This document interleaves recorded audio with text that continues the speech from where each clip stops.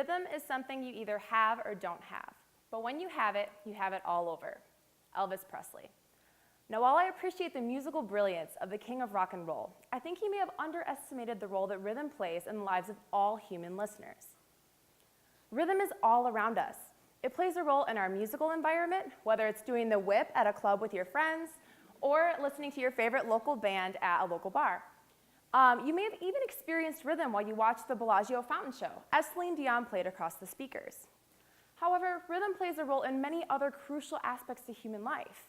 It plays a role in rocking a baby to sleep, the rhythmic way that we walk, or maybe even the rhythmic regularities that you're hearing in my speech right now.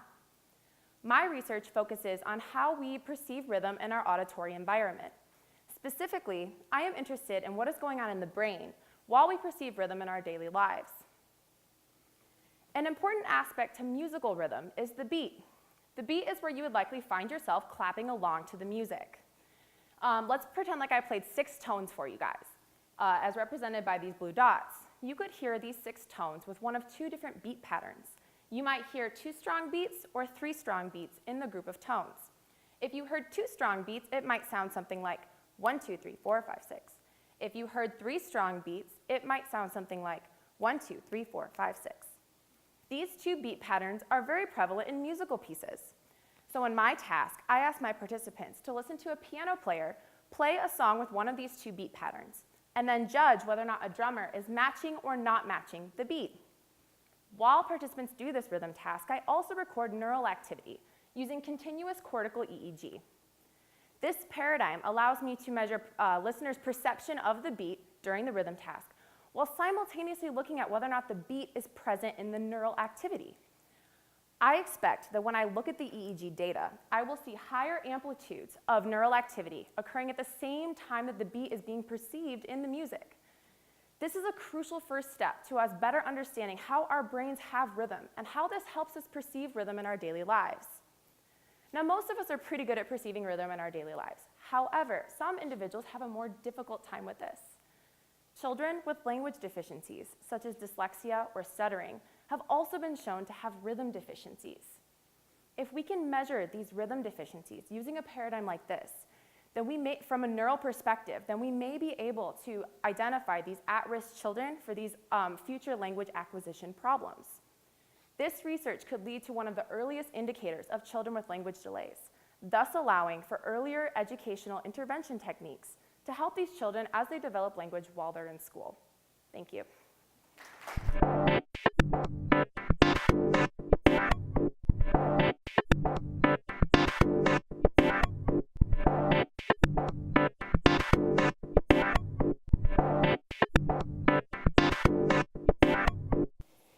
Imagine for a moment that you're a soldier on a modern battlefield, often an urban area full of buildings and twisting maze-like corridors.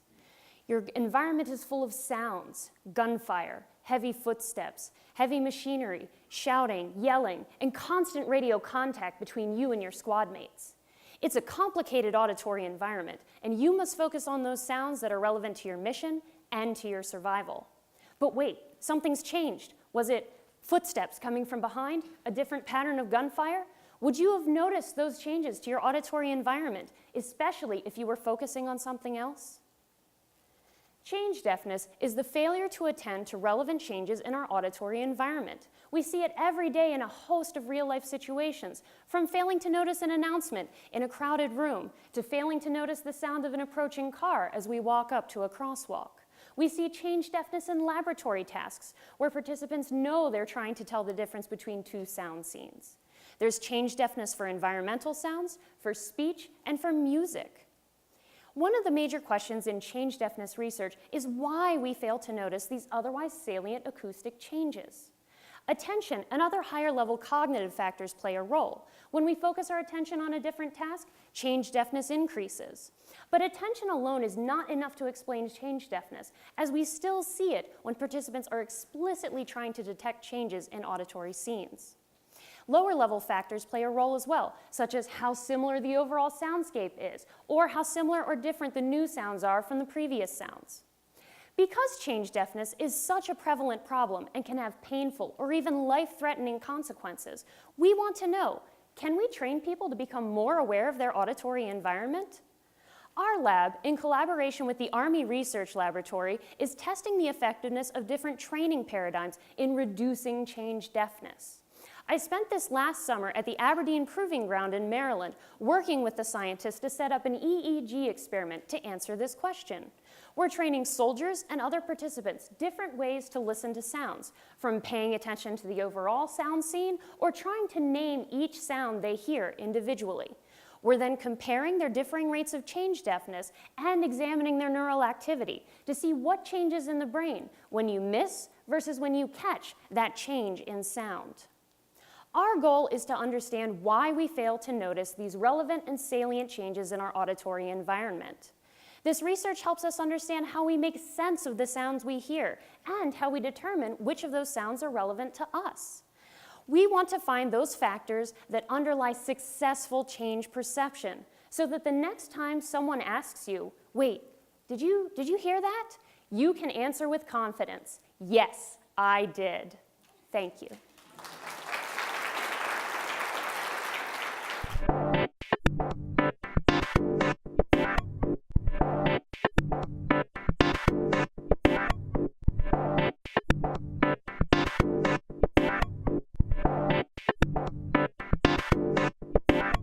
Hi, my name is Chris Hardy, and I'm interested in studying obesity because it's one of the largest healthcare issues that we face today, and it's a growing problem. In just the last 30 years, the rates of obesity around the world have nearly doubled, and that's a huge problem because obesity is very closely associated to things like diabetes and heart disease, which ultimately lead to a shorter lifespan.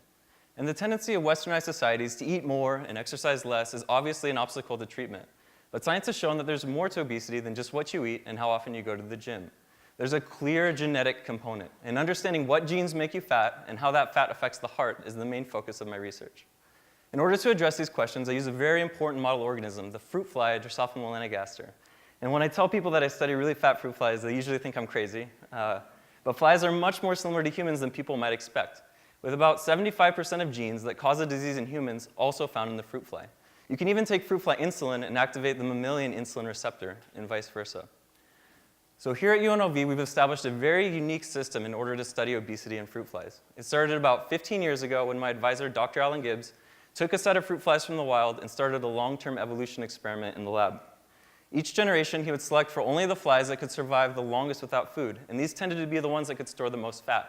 So over time, it became survival of the fattest, as fat genes were passed down from generation to generation, to the point where now, some 95 generations later, we've evolved fruit flies that are extremely obese, so fat that they even have a hard time trying to fly. And so my first question was to understand if they also suffered from heart disease. And they do. We took advantage of a machine that optometrists use to look at nerve structures in the eye, and we turned it around to look at heart function in a fly.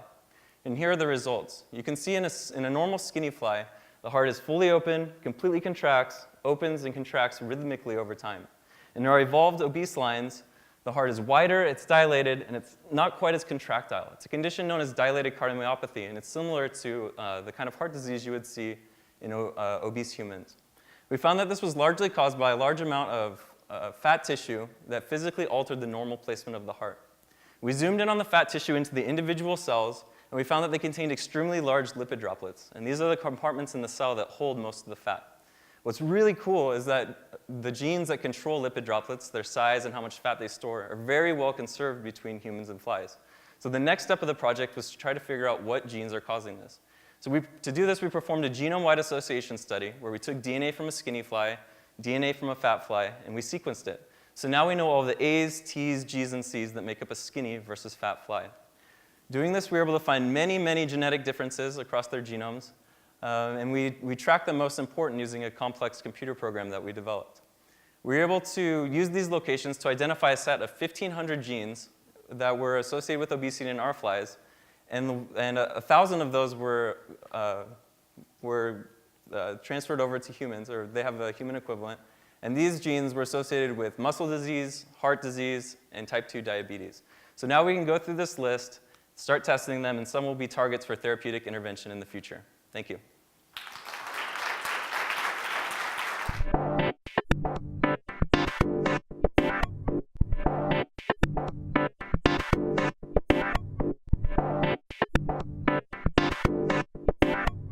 Quick show of hands. hands. Who in the audience either has a dog or knows someone who has a dog? Exactly. That is why I asked these questions for my master's thesis work. The domestic dog is practically ubiquitous in American culture at this point. It's in TV, it's in movies. When you go to your local park, chances are you're going to come across a dog. So for my master's thesis work, I wanted to find out more about this growing and changing relationship because dogs are much more than simply our field workers or protection animals anymore. So we launched a survey, 2 months, American dog owners, and asked them a series of questions regarding their attachment to their dog and different training methods and how they work with their dog. And when I first got my results, I was actually kind of disappointed and thought to myself, I'm never going to graduate, because I ended up with an extremely homogeneous sample population. I had a high population of white, middle-class, heterosexual females, 90.1% female. There went my question about gender. But then I started looking deeper at the data, and I said, well, wow, 65% of my respondents identify as either their dog's parent or guardian. That's definitely a change in the relationship. Furthermore, when I went deeper yet, 78.6% of my respondents identified as non-parents. Not only did they say there are no children in my home, or did they identify that there is no children at all, in plenty of cases, they actually said never, none, not going to happen. So when I started looking at the data, trying to assess whether or not the attachment increased the likelihood that they would use very positive results or no aversion in their dog training, in other words, no punishment, what I found was that they used something similar to authoritative parenting styles, much like human parents within this population. White middle-class females are known in America to use a high percentage of authoritative parenting. Essentially, I love you very much, but I'm disappointed in what you did. No, I'm sorry, you can't do that. Not going to the extreme of hitting, kicking, punishing, and extreme abusive methods, but still doing things that are going to ground the child for using too much cell phone. And we see that mimicked in these results with our dog-owning women. In addition, those are my two. So in addition, I asked a question that was very open. I said, what else should we know about your relationship with your dog? And this is very indicative of the population. They said, I love my dog very much. He's my baby. She's very special to our family and is treated as she was our child. Now, why is this significant to the society at large? Well, first of all, we have pet product industries. It's almost a $60 billion industry. This can inform them on marketing. This can inform them who their niche and target markets should be. We have an increase in divorcees who are going through actual custody trials over who gets the dog because they're the child of the family. And most importantly, we can look at the quality of life being offered to pets and their parents and hopefully reduce shelter populations within America. Thank you.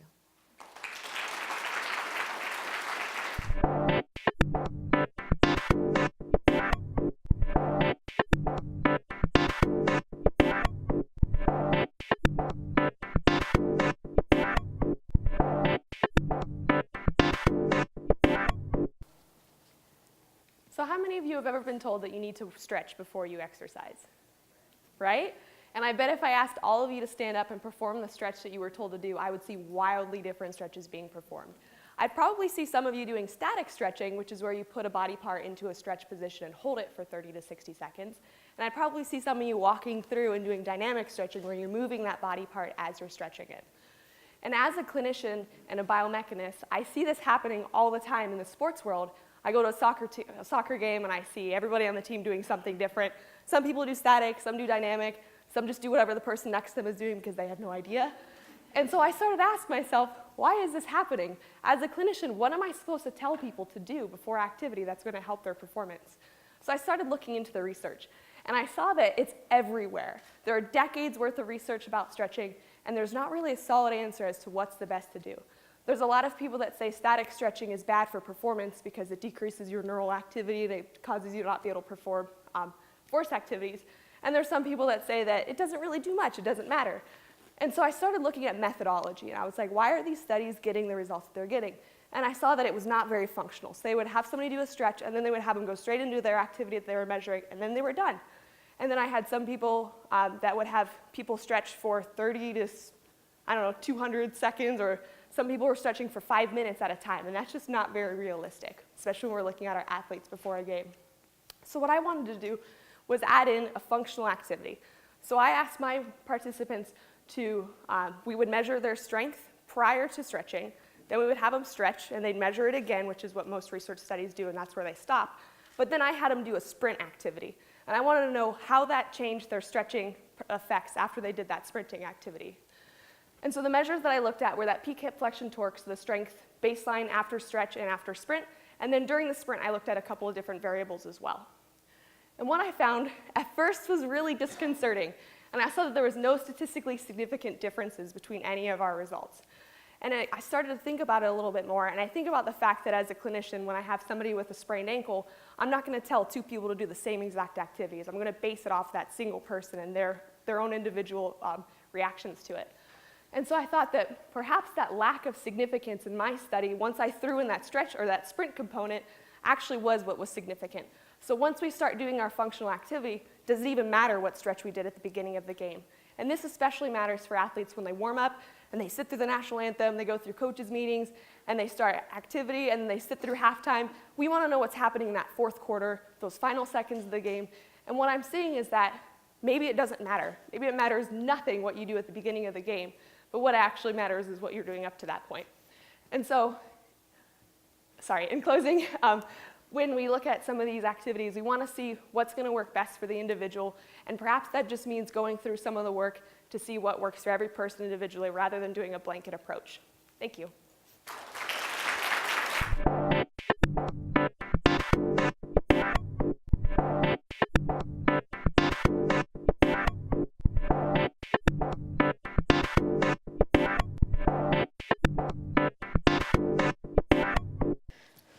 May 2nd, 2013, I was restaurant hopping on Michigan Avenue in Chicago. Randomly, we ran into a restaurant and noticed there were several same-sex couples flirting with each other. I looked at my friends like, Then he said, honey, didn't you see a big rainbow flag out of the restaurant? So restaurant does incorporate LGBT-friendly cues, such as rainbow flag, to attract this lucrative market. But hold on, would this marketing strategy actually alienate the heterosexual market? With this question in mind, I conducted this research. When consumers evaluate the performance of a restaurant, food and service are important. Plus these two, ambience quality, which represent things like interior design or decoration, could also affect consumers' perceived quality and repurchase intention of a restaurant. So if a restaurant incorporates LGBT-friendly cues, that can certainly modify the ambience quality in order to influence consumers' decision-making. Then I conducted this scenario-based experiment in which I manipulated both food quality and service quality. In addition, I also created 3 different types of LGBT-friendly cues. In my no-cue scenarios, of course, no cues. In my low LGBT-friendly cues, I make the cues implicit. I created the stickers of rainbow flag and marriage equality on the window of the restaurant. Additionally, I also created the high LGBT-friendly cues. I make those cues very explicit. Besides the stickers, I also notify my participants this restaurant holds a happy hour for local people from the local LGBT community. Then I recruited more than 350 heterosexual consumers to help me to finish this study. So what did I find? Surprisingly, disregarding food quality and service quality, different types of LGBT-friendly cues do not alter heterosexual consumers' reaction.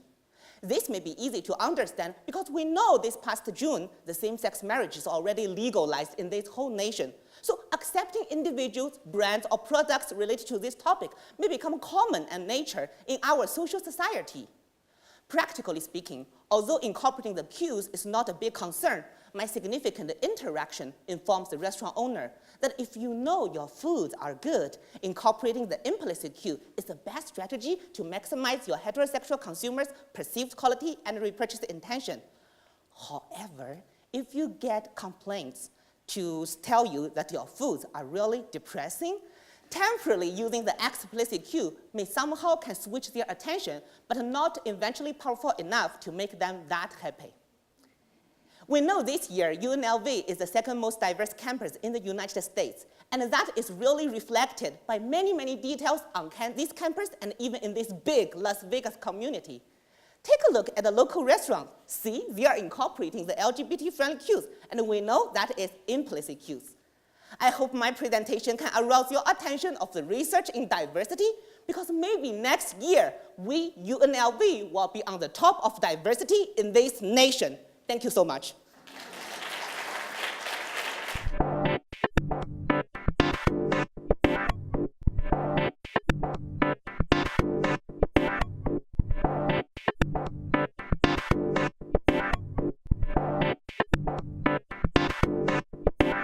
Thank you.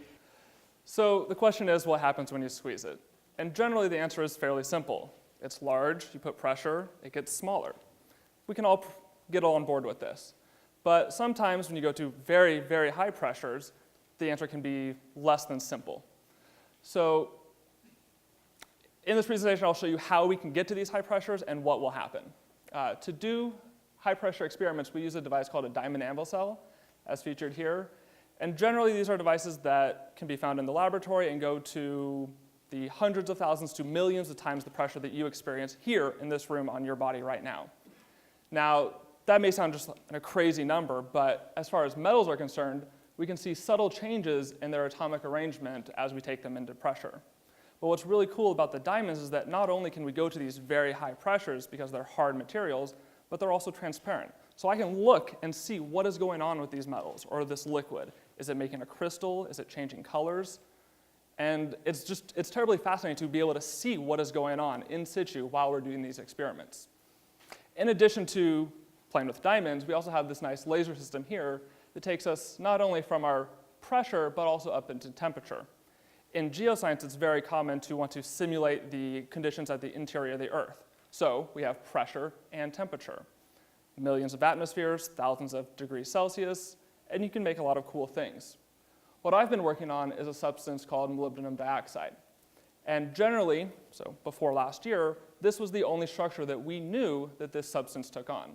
And it's some octahedra that are just slightly rotated in a little zigzag chain. Now it's interesting, it's nice, very good.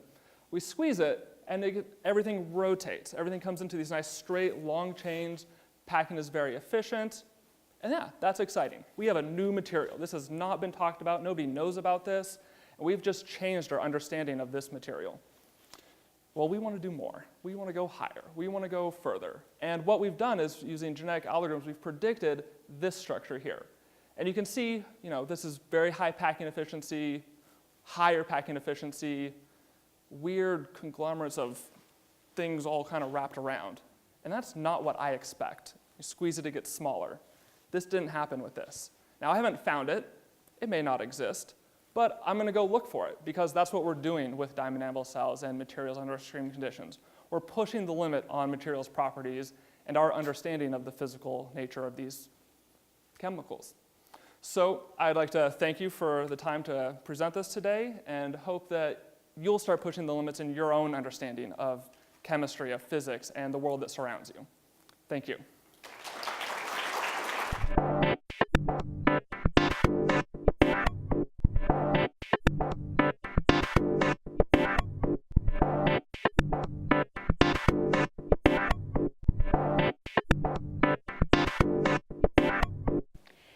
In the context of social media platforms like Twitter, worldwide trends are the leading topics of news discussions on the site. And when it comes to social media, we know that pop culture news tends to overshadow most other news trends. For instance, in March, a Germanwings plane crash killed 150 people, yet it was almost forgotten amidst the news that a member of One Direction quit the band. So this really intrigued me, and One Direction is the biggest boy band in the world, and its fans, known as Directioners, have become one of the most prevalent fandoms to utilize social media. And so my research asks, how is it possible for them to dominate these worldwide Twitter trends? My research implements fan theory, which highlights the emotional investment that fans devote to the object of their fandom. And this reinforces their role as active participants in social movements through the consumption of pop culture, and in this case, via social media. So my research is first to study Directioners and how Twitter is used to spread news, by an online community. And it's also the first to study fandom using NodeXL, a social network analysis program that examines complex Twitter relationships. So using NodeXL during a 12-day period, I collected data on all One Direction related worldwide trends. And the fandom created 23 worldwide trends ranging from several hundreds of thousands of tweets to several millions. And NodeXL visualized these Twitter relationships and examined metrics including who were the most influential users and what was the nature of the discussions within each trending topic. And as you can see here, NodeXL was able to group users based on their interactions with each other and their connections with the top influential users, typically those who had the most popular tweets or had the most Twitter followers. And what all of these visualization maps collectively showed me in regards to the fandom's relationship on Twitter and the way they spread news is that the top influencer starts a topic and the rest of the fandom joins in on the conversation and popularizes the trend. And they do this for a common reason, to show the world that One Direction matters to them and should matter to you as well. Now, preliminary results provide implications, including the fact that online communities like Directioners are continuing to shape the way we obtain and spread news, especially through social media. Furthermore, the way they play a key role in major promotional efforts shows that they have the ability to provide valuable insight to industry professionals who struggle with social media. Lastly, the way Directioners are keeping their idols relevant shows that if they come together, they can make a global impact by raising awareness on important issues that could potentially change the world.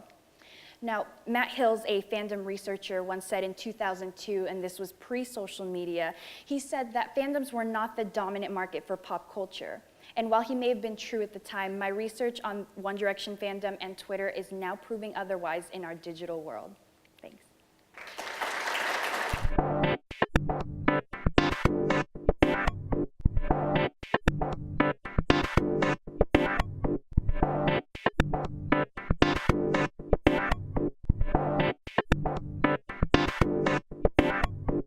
If you break it, you own it. These words were echoed by former Secretary of State Colin Powell regarding the US-led invasion of Iraq. And not only did we break it, but we are apparently trying to buy it because we are still paying for the nearly $2 trillion price tag that came with the invasion. Yet, when it comes to Iraq, whom do we frequently think of? Typically, we visualize and often blame President George W. Bush. And while he was largely responsible for executing the invasion, it seems we often forget how our Congress was instrumental in passing one of the most expansive military authorizations in recent American history. In fact, scholarly research concerning the Iraq invasion has frequently centered on either the president or his administration. The way our Congress publicly communicated their arguments, however, has seldom been studied. Now, in order to address this deficit in research, my thesis is rhetorically analyzing the senatorial debates on the 2002 Iraq resolution. The Senate in particular merits criticism because they are often described as the world's greatest deliberative body and holds a significant role in matters of foreign affairs. The objects of my study include the official speeches, statements, and responses made by senators who debated the Iraq resolution, as well as being selected from the congressional record. Now, a preliminary analysis of my research suggests that anti-war senators were often presented as being anti-patriotic. These same senators were also depicted as being against the troops, while other arguments deplored and heavily criticized any questioning of the president during times of war or crisis, as well as stressing the claim that America somehow had a moral duty to protect other nations. The importance of this research is to better understand how debate in the US Congress was rhetorically stifled out of fear of undermining the president and a popularized cause. If we are to avoid the same reckless mistakes of the past, especially in light of recent troubling foreign events, like the Syrian civil war or Russia's aggression in Ukraine, then greater public awareness needs to be made on how our senators debated on our behalf and ultimately sent our soldiers abroad.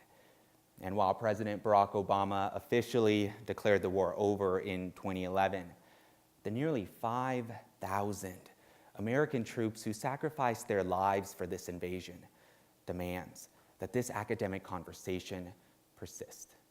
Thank you.